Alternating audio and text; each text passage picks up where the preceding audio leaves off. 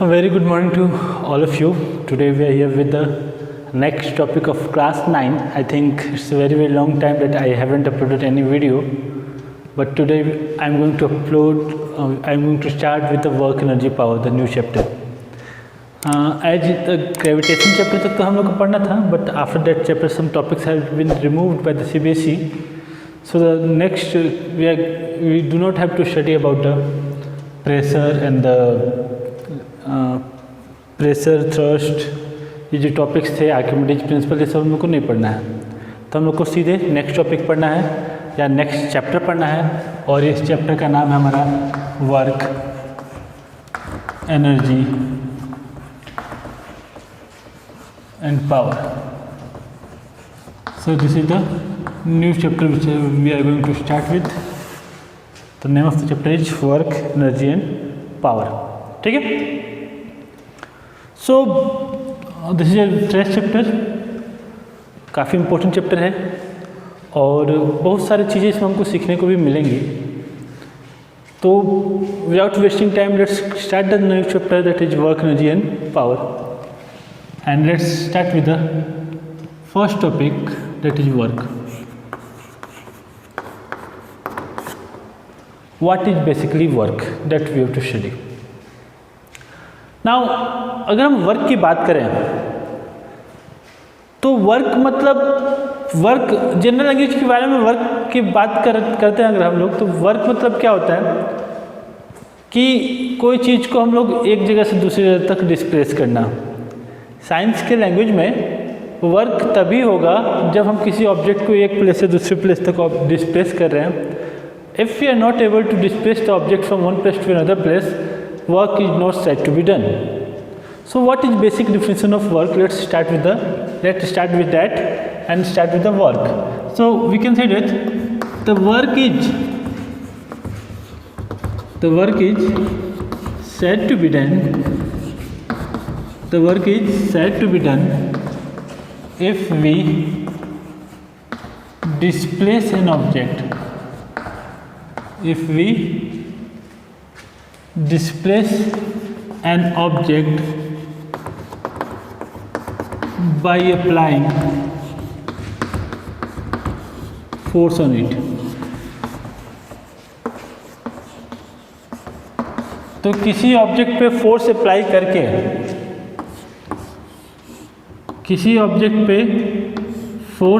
करके, अगर इस ऑब्जेक्ट को हम लोग, let's the mass of the object is m, अगर इस ऑब्जेक्ट को हम लोग h डिस्टेंस तक डिस्प्लेस कर पाते हैं.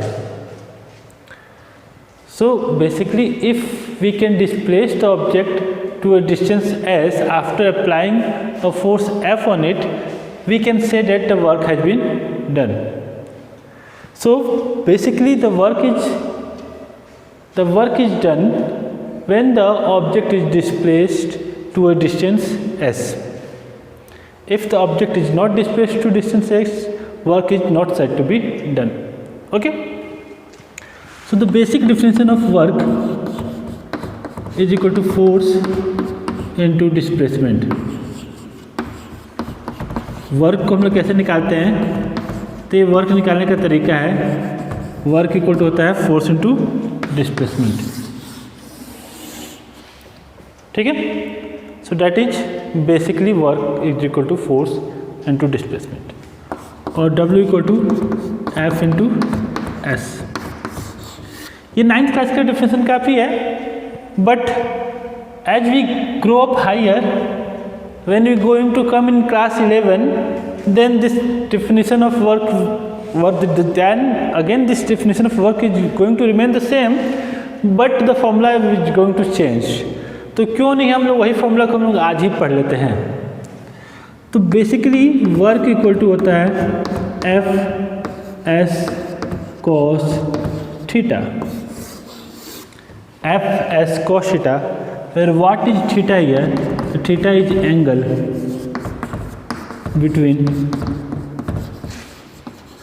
Force and displacement. Theta is basically the angle between the force and displacement. ठीक है.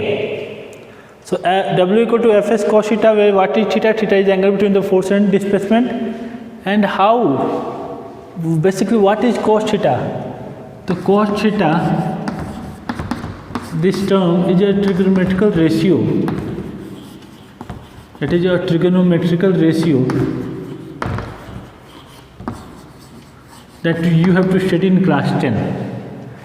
बट क्योंकि इसको जानने से हमको थोड़ा सा आसानी हो जाएगा वर्क को समझने के लिए, इसलिए मैं ये आपको बता दे रहा हूँ. So work equal to F S cos theta, where what is theta? The theta is the angle between the force and displacement. So that is basically the work is what the work is. Will go to it. Cos theta क्या है? Now what is the SI unit? If I am going to talk about the SI unit of force is Newton, SI unit of displacement is meter square. Theta का unit होता है, but here the SI unit of the work is equal to Newton meter square, and that is also called as joule. तो work का SI unit होता है joule. ठीक है. So you have to remember this. The SI unit of the work is joule. आगे चलते हैं.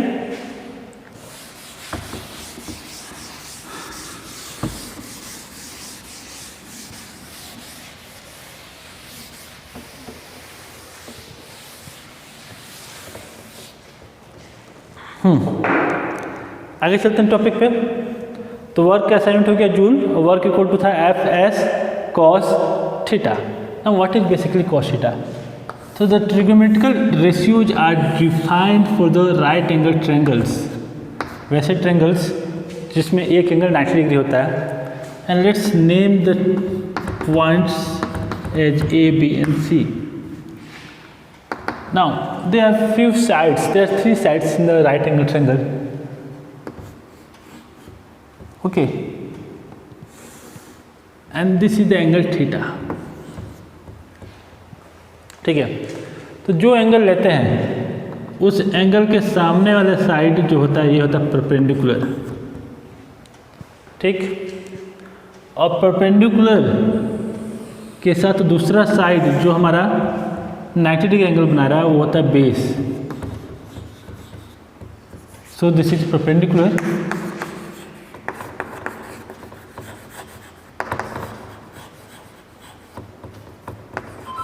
This is perpendicular, this is base, and the third, which is not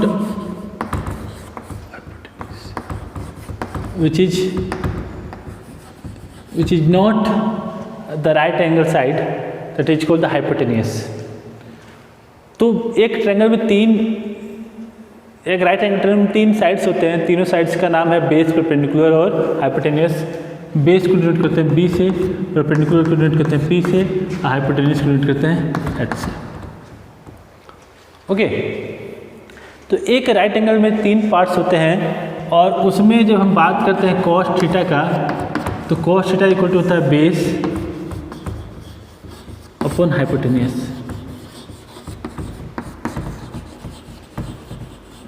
this is also written as B by H. So basically what is cos theta? So cos theta is the ratio of base to the hypotenuse, that is denoted by cos theta in the trigonometry. Okay. Now अब ये theta, cos theta जो हमारा है इसका different values होते हैं.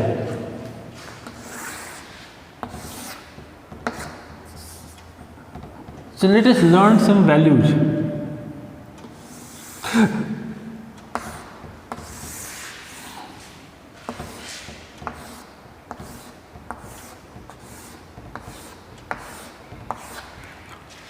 Let us learn some values. Here it is theta, and here it is the value of cos theta. 0, 30 degree, 45 degree, 60 degree, 90 degree, 120 degree, 135 degree, 150 degree and 180 degree. और cos 0 का value जो find किया गया वो पता चला कि वो 1 होता है. cos 30 का वैल्यू होता है √3/2. cos 45 का वैल्यू होता है 1/√2, cos 60 का होता है 1/2, cos 90 का होता है 0, cos 20 का होता है -1/2, इसका होता है -1/√2, cos 150 का -√3/2 एंड cos 180 का। ये cos थीटा का डिफरेंट एंगल का वैल्यूज है, 0 का, 30 का, 45 का, 60 का, 90 का, सभी एंगल्स का हमारा डिफरेंट वैल्यूज है। ठीक है, तो ये हमारे एंगल्स हो गए, ये उसके वैल्यूज हो गए cos थीटा के लिए। Now what I can see that 90 से पहले के जो एंगल्स हैं, those angles which are below 90 they are positive, those angles which are above 90 whose value is negative and those whose 90 is 0। ठीक है, तो cos थीटा के हमारे वैल्यूज जो है वो पॉजिटिव है, नेगेटिव है और 0 है डिफरेंट एंगल्स के लिए। ठीक है, तो in the same manner we are going to define the work as also positive, negative and 0 work को भी हम लोग पॉजिटिव, नेगेटिव और 0 के रूप में डिफाइन करने वाले हैं। ओके, तो I hope you have got something out of it, कुछ तो समझ में आया ही होगा। और ये वैल्यूज है, एक्चुअली मैं आपको 9th 10th तक इतना ही वैल्यू पढ़ना है, ये मैंने आपको एक्स्ट्रा पढ़ा दिया हूँ, काम आएगा, क्योंकि हमको नेगेटिव पॉजिटिव वर्क जानना था इसलिए मैंने बता दिया। तो चलते हैं अपने टॉपिक पे, और आज का हमारा टॉपिक था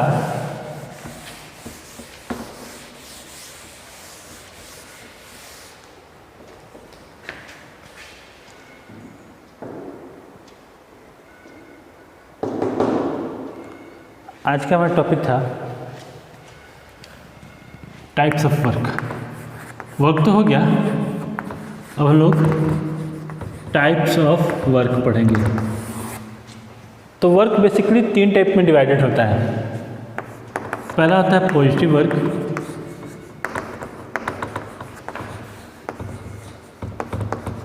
दूसरा होता है negative work,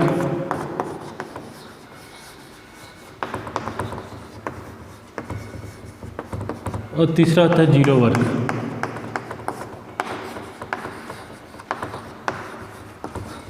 So there are 3 types of work which are defined as positive, negative and 0. So work is generally of 3 types which can be categorized as positive, negative and 0. So let's study about these 3 types of work one by one. Okay? तो हम लोग work शुरू करते हैं, काम करना शुरू करते हैं। भाई मेरा डस्टर किधर गया? इधर रहा मेरा duster. So we will start with the first type of work which is called the positive work.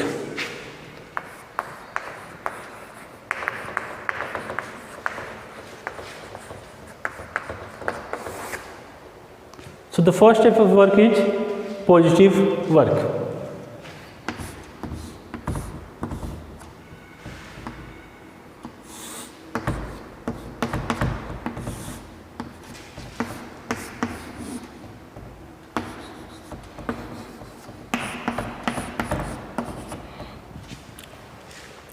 So work done is said to be positive. Work done is said to be positive if the object is displaced in the direction of applied force.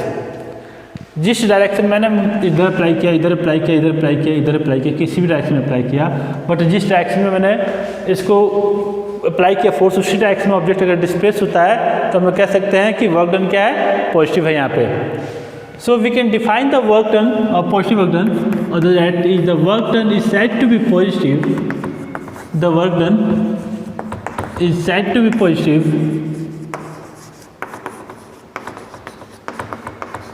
if object is displaced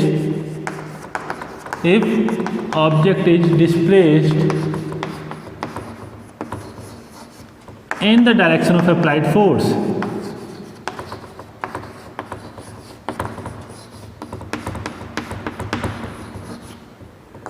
So we may define the work done to be positive if the object is displaced in the direction of applied force. So let this angle be theta. In that case, the work done is equal to F as cos theta. And since the object has been displaced, मैं इधर right की तरफ इसको खींच रहा हूँ, ये right की तरफ गया, भले एकदम मैं 0 डिग्री के एंगल पर ना रखूँ, किसी भी एंगल पर खींच के अगर मैं उसकी डायरेक्शन में अगर उसको खींच पा रहा हूँ तो मैं कह सकता हूँ कि ये वर्क डन क्या है, पॉजिटिव है. Now for work to be positive, for work to be positive, work को पॉजिटिव होने के लिए क्या करना पड़ेगा भाई? For work to be positive, theta that is angle must be greater than equal to 0 degree. यानी यहाँ से लेके 90 डिग्री से कम होना चाहिए. मतलब जब तक हमारा एंगल 90 डिग्री से कम तक रहेगा फोर्स का, तब तक जो वर्क डन होगा वो पॉजिटिव होगा अगर डिस्प्लेसमेंट हो रहा है तो.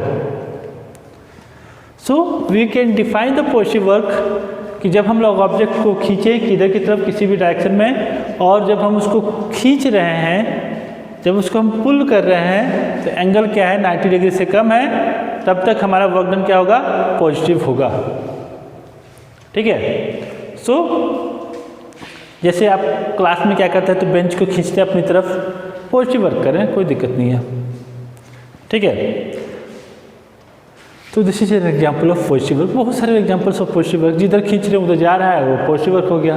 But in some cases it is not necessary the work done is always positive. बोलो कि ऐसा कैसे सर, जब हम जिधर खींचते हैं उधर ही ऑब्जेक्ट जाता है, ऐसा बिल्कुल जरूरी नहीं है. कभी कभी ऐसा होता है कि आप खींचे कहीं और वो चले जाए कहीं और.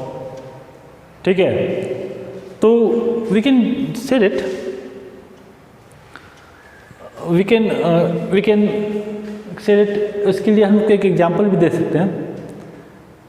अगर जिधर आप हैं उसी की तरफ ऑब्जेक्ट चला रहा है, खींचे चला रहा है आपके फोर्स लगाने से, तो वो वर्क डन पॉजिटिव होगा. इसके लिए हम लोग गाना सेट कर सकते हैं, तेरी ओर. अगर ऑब्जेक्ट तुम्हारी ओर आ रहा है जब फोर्स लगा रहे हो तो वर्क डन पॉजिटिव होगा. सिंपल सा डिफरेंस है. तेरी ओर गाना सुने हो ना, एकदम सेम उसी पे इसको हम सेट कर देंगे. If the object is going तेरी ओर, आपकी तरफ अगर खींचा चला जा रहा है फोर्स लगाने से, तो वो क्या होगा, पॉजिटिव वर्क डन होगा. ठीक है. Now let's go for the negative work. कब कहेंगे कि वर्क डन नेगेटिव होगा? ठीक है.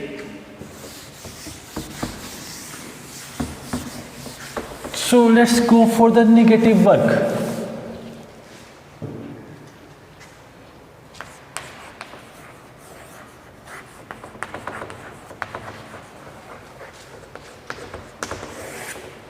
ठीक. So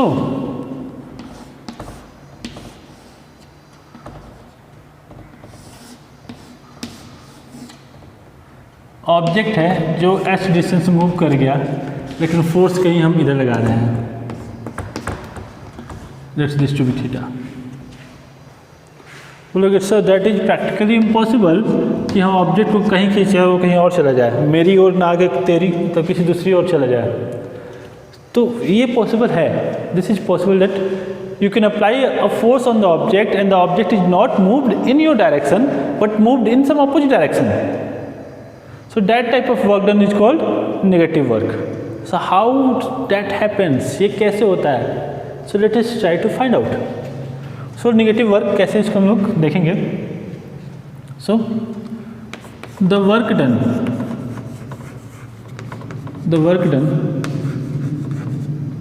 is said to be negative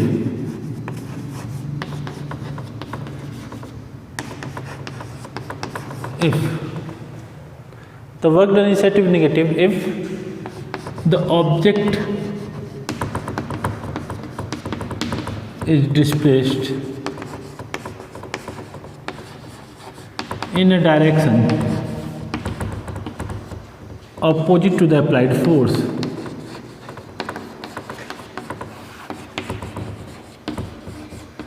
अगर कोई ऑब्जेक्ट अप्लाइड फोर्स के अपोजिट डायरेक्शन में मूव कर जाए तो उसको हम लोग क्या कहेंगे, नेगेटिव वर्क कहेंगे।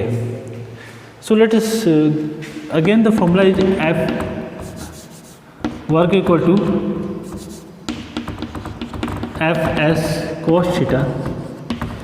फॉर्मूला तो हमारा वही है, फॉर्मूला में कुछ चेंज नहीं होने वाला है। Work equal to again it is equal to F S cos theta, ठीक। But we know that here theta is greater than 90 degree. यहाँ पे ही ना थीटा क्या हो रहा है, 90 डिग्री ज़्यादा है, ये 90 डिग्री था। तो since the angle is greater than 90 degree the work done will be negative, क्योंकि हम लोग देख चुके हैं। So the work done will be negative if theta is greater than 90 degree and less than equal to 180 degree. अगर angle 90 से ज़्यादा या 180 से कम होगा तो उस केस में हम लोग कह सकते हैं कि वर्क डन क्या होगा, तो निगेटिव होगा, ठीक है। So this is the basic example of negative work. अब बोले सर ऐसा कहाँ होता है, हम तो ऐसा कहीं सुने ही नहीं कि हम फोर्स लगाएं कहीं और तो वो चले जाए कहीं और, ऐसा तो हम लोग देखे ही नहीं कहीं। तो ऐसा होता है भाई, तो कैसे होता है, तो हम लोग एक एग्जाम्पल लेते हैं। चलो एक एग्जाम्पल के लिए मेरे पास एक बुक है, let's consider this is not to be a book. ये बुक नहीं है, मान लेता हूँ मैं, बुक है वैसे मान लेते हैं कि ये बुक नहीं है, क्योंकि फिजिक्स में बहुत कुछ मानना पड़ता है, मैथ में मानना पड़ता है। तो ये बुक नहीं है, ये 100 kg का कोई ऑब्जेक्ट है और इसको कोई आके मेरे को ज़बरदस्ती पकड़ा दिया। लो अब पकड़ा दिया है तो भाई अब तो मेरे बस मैंने मैं 100 kg का ऑब्जेक्ट उठा पाऊंगा, लेकिन क्योंकि पकड़ रहा हूँ तो डायरेक्टली में तो इसको छोड़ नहीं सकता, तो मैं धीरे धीरे करके इसको नीचे कर दूंगा। नाउ जब ये ऑब्जेक्ट नीचे जा रहा था तो फोर्स किधर लग रहा था, सोचो। जब वो ऑब्जेक्ट नीचे जा रहा है तो फोर्स तभी भी तुम ऊपर की तरफ ही लगा रहे हो, लेकिन फोर्स को कम कर रहे हो इसलिए वो नीचे जा रहा है। सो अगेन नोटिस करो कोई भी चीज़ को, जब तुम झोला भी उठाए रहते हो तो झोला को नीचे रखते हो तभी भी तुम फोर्स ऊपर ही लगा रहे हो, तो नीचे नहीं लगा रहे होते हो। तो उन such situations when the applied force, जब मैं अप्लाइड फोर्स कर रहा हूँ कोई दूसरा फोर्स उसके अगेंस्ट में ज़्यादा फोर्स लगा पा रहा है, तो मेरा जो वर्क डन हो गया है वो तो निगेटिव हो गया। ग्रेविटी इसमें नीचे की तरफ ने ज़्यादा फोर्स लगाया और वो ऑब्जेक्ट नीचे की तरफ चला गया, तो क्योंकि ग्रेविटी भी फोर्स लगा रही है, मैं भी फोर्स लगा रहा हूँ, तो अर्थ ने उसको अपनी तरफ खींच लिया, तो अर्थ का वर्क डन पॉजिटिव हो गया, लेकिन मैं इसको अपनी तरफ नहीं खींच पाया तो मेरा वर्क डन नेगेटिव हो गया। So there are 2 type of work has been done. मेरा वर्क डन हो गया नेगेटिव जबकि ग्रेविटी का वर्क डन हो गया पॉजिटिव। और जनरली ऐसा ही होता है कि जब भी वर्क होते हैं एक का पॉजिटिव हो रहा होता है, एक का नेगेटिव हो रहा होता है। ये सिचुएशन हमेशा चलेगा, that the work done will be positive for someone and that will be negative for someone. So work done will keep changing from positive to negative and negative to positive each and every time, हमेशा ऐसे ही होता रहेगा, ठीक है। तो ये हो गया नेगेटिव वर्क। अब कुआं से पानी निकाल रहे हैं भाई, कुआं से पानी निकाले हो कभी? नहीं निकाले हो? निकाला हो तो निकाल के देखना, चलो नहीं तो टीवी में देखना, कहीं भी देखना। उसमें क्या रहता है, तो उसमें एक पुली लगा रहता है। ये चलो नीचे कुआं है, नीचे में पानी है, इधर पानी भरा हुआ है, और एक बाल्टी से हम पानी निकाल रहे हैं। तो यहाँ पे क्या रहता है, यहाँ पे एक पुली लगा रहता है और इसी के क्रॉस हम लोग रस्सी खींचते हैं। जब हम इसको रस्सी को खींच रहे इधर, तो ये फोर्स लगा रहा है ऊपर की तरफ, खींच रहे हैं जब हम, तो ये फोर्स लगा रहा है ऊपर की तरफ, तो ये पानी जाएगा ऊपर की तरफ, तो फोर्स भी लगा ऊपर की तरफ, डिस्प्लेसमेंट भी ऊपर की तरफ, तो मेरा वर्क डन तो पॉजिटिव हो गया।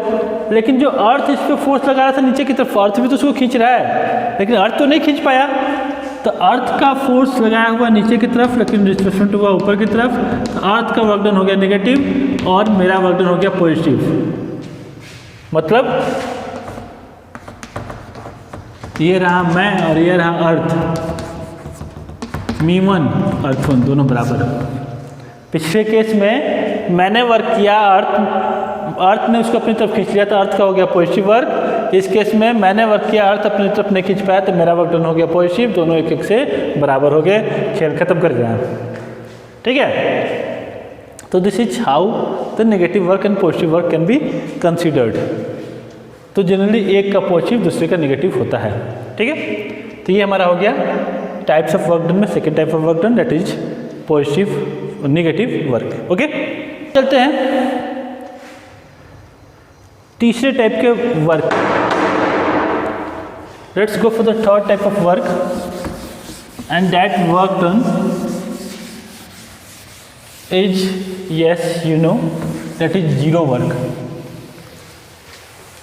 भाई बहुत केसेस में ऐसे होते हैं कि जब हमको लगता है कि भाई हम तो बहुत काम करके आए हैं, माँ आज बहुत खुश होगी, मैंने मम्मी का कहा हुआ कर दिया, मार्केट से 50 केजी सामान लेके आ गया, 20 केजी सामान लेके आया, माथा पे लाद के लेके आ गया, लेकिन घर पे आके पता चलता है कि हमने तो कोई वर्क ही नहीं किया। ऐसा भी होता है। तो कैसे नहीं होता है, चलिए देखते हैं कब जीरो वर्क हो रहा होता है। तो चलते हैं डिफिनेशन पे जीरो वर्क के।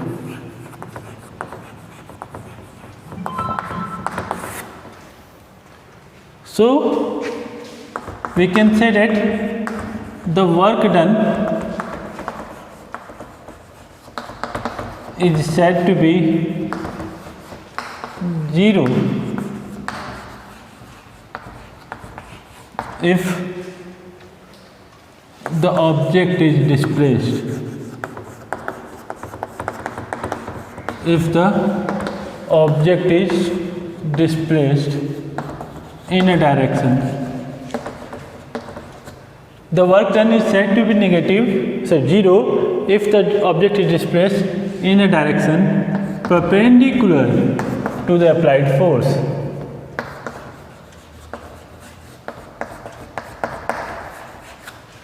अगर ऑब्जेक्ट अप्लाइड फोर्स के परपेंडिकुलर डायरेक्शन में मूव कर जा रहा है तो हम कहते हैं कि वर्क डन कितना है, तो वर्क डन हमारा जीरो है। मैं फोर्स लगाया इधर, डिस्प्लेसमेंट हो रहा है इधर। सो अब इस केस में कह सकते हैं एंगल कितना हो गया 90। So again the work done is given as F S cos theta and which is equal to F S cos 90, cos 90 equal to 0, so work done equal to 0। ठीक है, तो work done is 0 if the object is displaced in a direction perpendicular to the direction of applied force। मैंने force लगाया इधर, object गया इधर, angle बना 90 degree का, वर्क डन हो गया 0। ठीक है, so this work done should be called और जीरो वर्क। ये हमारा जीरो वर्क हो गया। ठीक, तो यहाँ पे हमको तीन टाइप के वर्क देखे। अब इसका एग्जांपल भी देखना होगा भाई कैसे जीरो वर्क हो रहा है।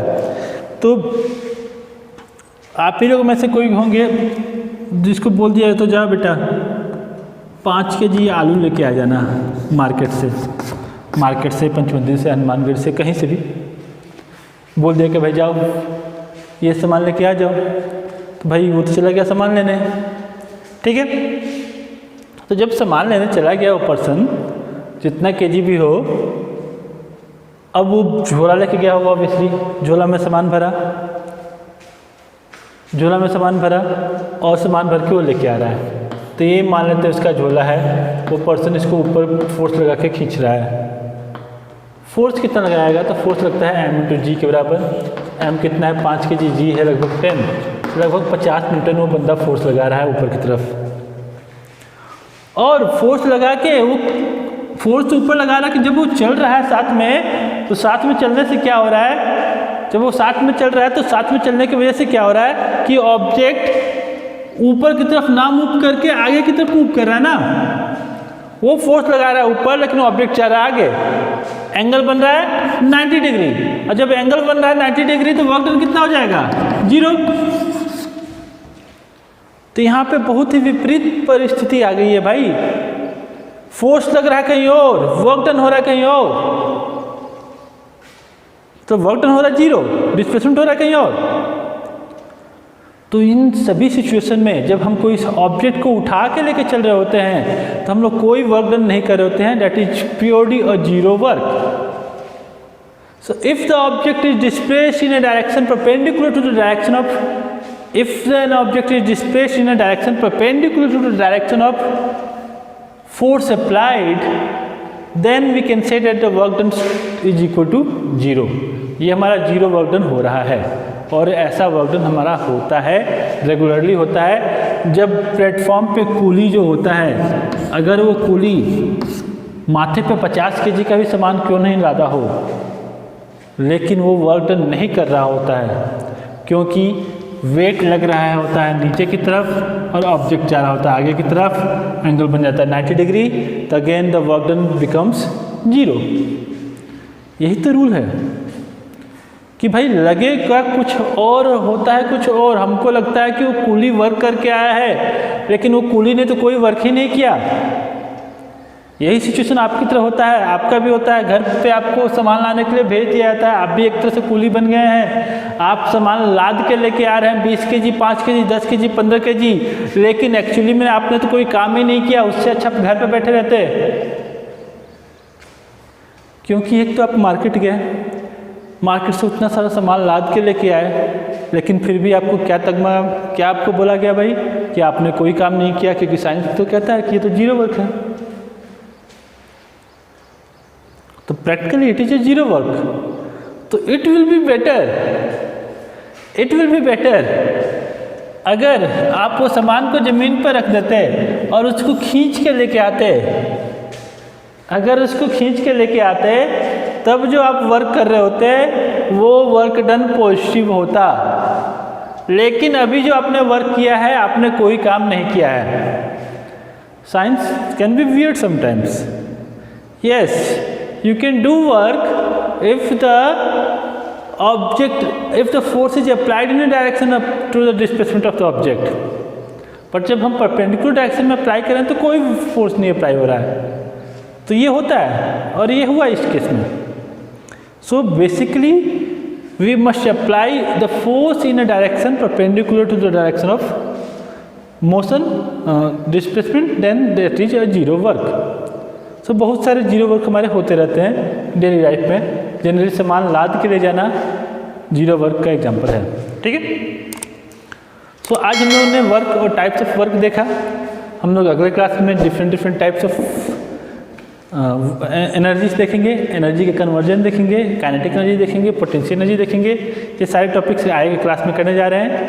तो अब बने रहिए हमारे चैनल के साथ, पढ़ते रहिए टॉपिक्स. मिलते हैं नेक्स्ट क्लास में नेक्स्ट टॉपिक के साथ.